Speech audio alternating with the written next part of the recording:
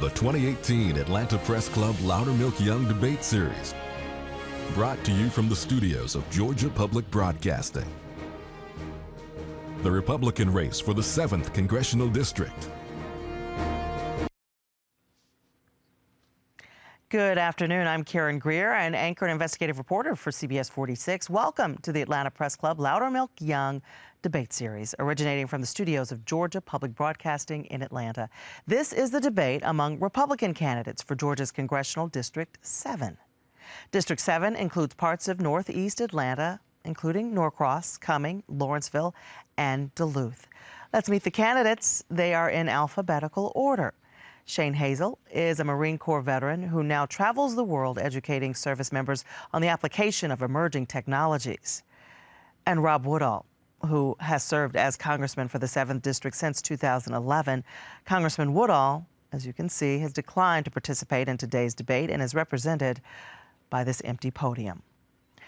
Now let's meet our panelists who've all shown up for today. Giancarlo Cifuentes is Regional News Director at Univision Atlanta. Doug Richards is a reporter with WXIA-TV in Atlanta. Kurt Yeomans is a senior writer at the Gwinnett Daily Post. Now let's get started. For the rules on today's debate, please visit the Atlanta Press Club website, atlantapressclub.org. To start the program, each panelist will ask a question to Shane Hazel. Giancarlo Cifuentes, you have the first question. Thank you. Mr. Hazel, I would like to find your point of view on the immigration issue, whether Congress should be looking into creating an inclusive immigration reform, and also what is your take on the DACA Dreamers, and should they be allowed to stay and continue with their future? Sure. Thank you for the question. I appreciate the opportunity to be here. Thank you guys very much.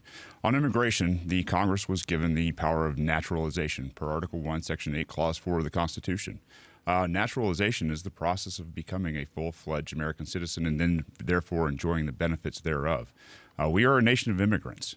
What we have done, though, is perverted that through subsidizing people coming to this nation and receiving handouts at taxpayers' expense, and which I believe we need to stop immediately, along with all other welfare. In terms of DACA was an executive order that was unconstitutional. And when Trump came back and said that he's going to repeal DACA, I had serious questions about what was going to happen at that point. We are a nation of immigrants. We need to be a nation of immigrants, but we are also a nation of law. And when we do not uphold that law, we sacrifice our own citizens' rights and benefits. To conclude, there is a way. What we need to do is stop throwing people in cages and do it with less force. Yes. All right, that's our time. Doug Richards, your question. I heard you say just a second ago that you would like to do away with all welfare. Does that include Medicare, Medicaid, food stamps? I believe at the federal level, yes. The federal level is not the place for that. It is not a constitutionally delegated authority. We bail out banks, we bail out corporations, we bail out individuals who have sometimes, and I'll pose the question to you. If somebody makes $100,000 a year, guy A and guy B, and guy A saves $50,000 of that every year, should we then bail out guy B who spends $100,000 every year if he is on hard times? I think it is a state issue. I think it is a community issue. I think it's a church and really a issue that we need to be solving in our communities through consent, the biggest C of them all. If we would start to do that, I think by replacing the government, we start to heal our nation and grow our human condition once again. Kurt Yeomans. You're a veteran. Wanted to ask about the VA system. Obviously, it's been in the news a lot for a lot of the wrong reasons. What's your stance on privatizing the VA? And if you're in favor of it, how would you like to see that work so that veterans are still protected? Yeah, the VA can't be fixed internally because it's centralized control. We've been the product of a single-payer healthcare system for decades. Obviously, many thousands have died waiting in lines because of improper access. When they get there, they are not treated well, and a lot of times they throw pills at our veterans for PTSD, for any type of chronic illness or chronic pain. and that causes a lot of mass suicides. We experience over 20 suicides a day. That's 8,000 veterans a year. That's more than what have died overseas in these conflicts in about a decade. We need to privatize it. If we could have the DoD pick up the check, and because they're the guys who are creating combat veterans, have them pick up the check, give them a credit card, they can go out and seek the care that they want, the care that they need, and not have to jump through hoops with the VA. All right, we've seen problems with mass school shootings, things of that nature currently. What are your feelings on arming teachers in the classrooms and where we need to go? So we have a epidemic, and it's a morality problem in this country. As somebody that came out of force reconnaissance and special operations, I can tell you that as a person who's done target analysis, that we in our school systems have target-rich, soft environments. Those target-rich, soft environments, I'm afraid, are a pawn of an evil, evil scheme to take away our inalienable God-given right to bear arms.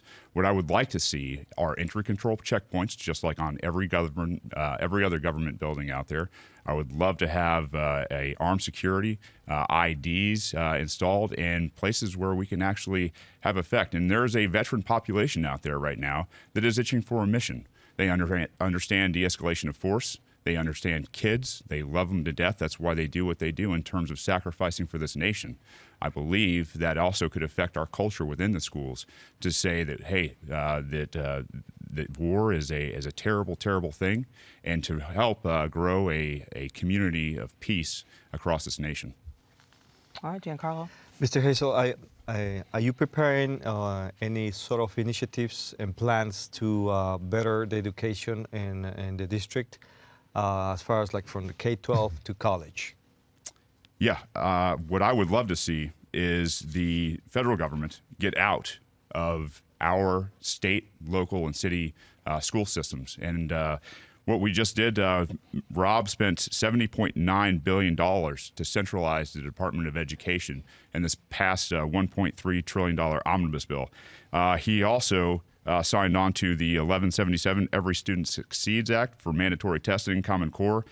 He's funded it over and over and over. What I would do is support Thomas Massey's bill, H.R. 899, to abolish the Department of Education at the federal level, because my wife is a teacher. By trade, they don't need a single source fits all type of fit from the government. What they need to do is be able to love those children each individually in our communities. This no child left behind, this one size fits all from the federal government. It's not only what we get with education, it's also what we'll get with health care.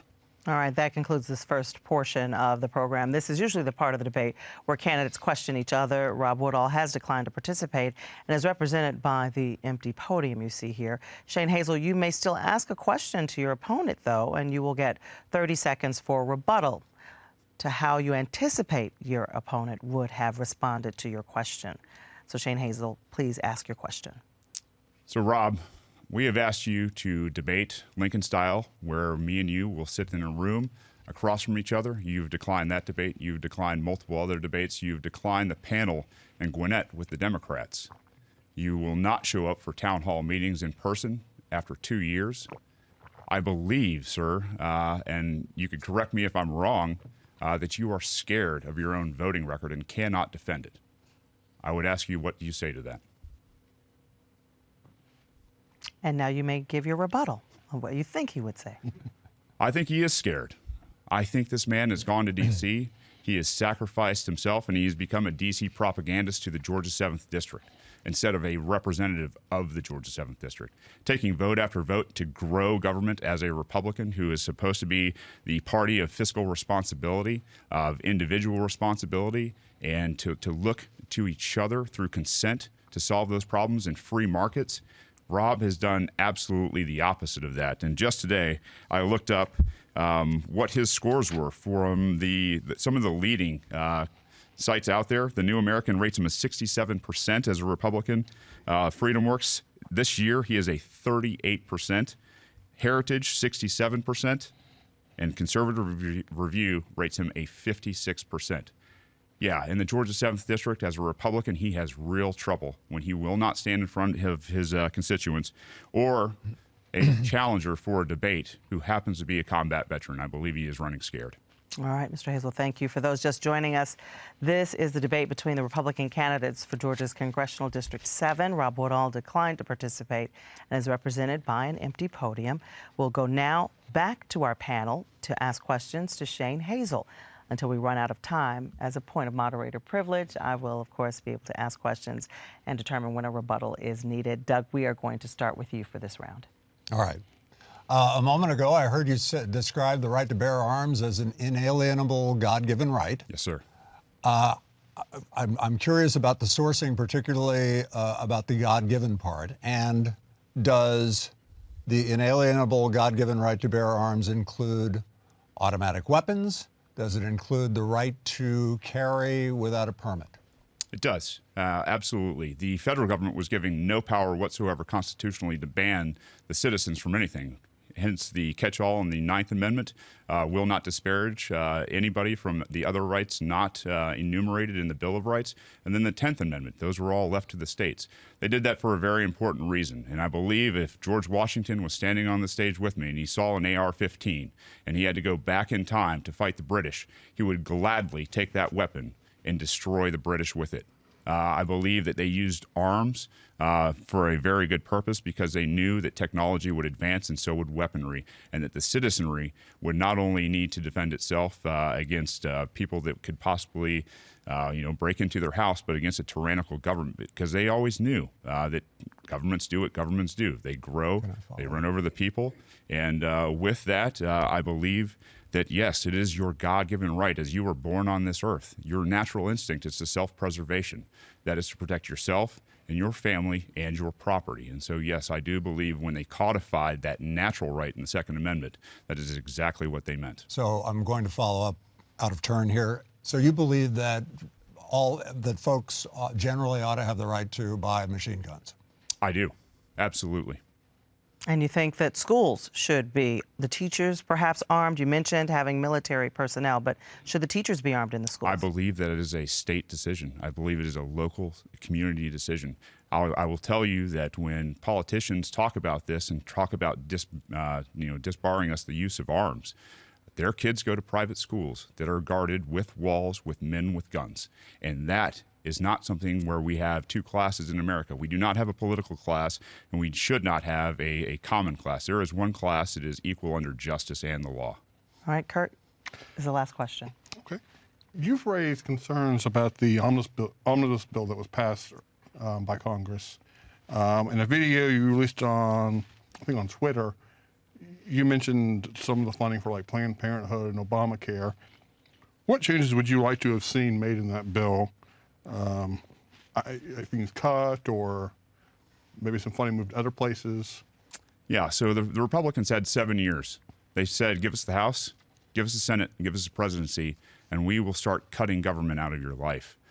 Passing a $1.3 billion omnibus bill in 17 hours with sleep in between, if you read 1 page per minute, it would take you over 37 hours to read the entire bill. That is unforgivable. It is an affront not only to the Republicans, but the country in general. Growing our government at that rate and that debt puts our country at risk. It compromises our kids' futures. And when we do exactly what they've done in terms of spending on frivolous things, it takes our lives, our efforts, and our property flippantly. All right, that is all the time we have for questions for Shane Hazel. We'll now have 60 seconds for a closing statement. Shane Hazel, you may give your closing statement. Thank you guys for having me. I do appreciate it. The Atlanta Press Club, GPP.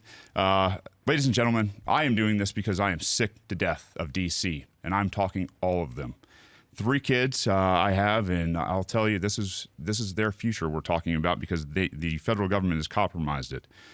I'm going to read you something in a quote. I have little interest in streamlining government or in making it more efficient, for I mean to reduce its size. I do not undertake to promote welfare for the purpose to extend freedom. My aim is to not pass laws, but to repeal them.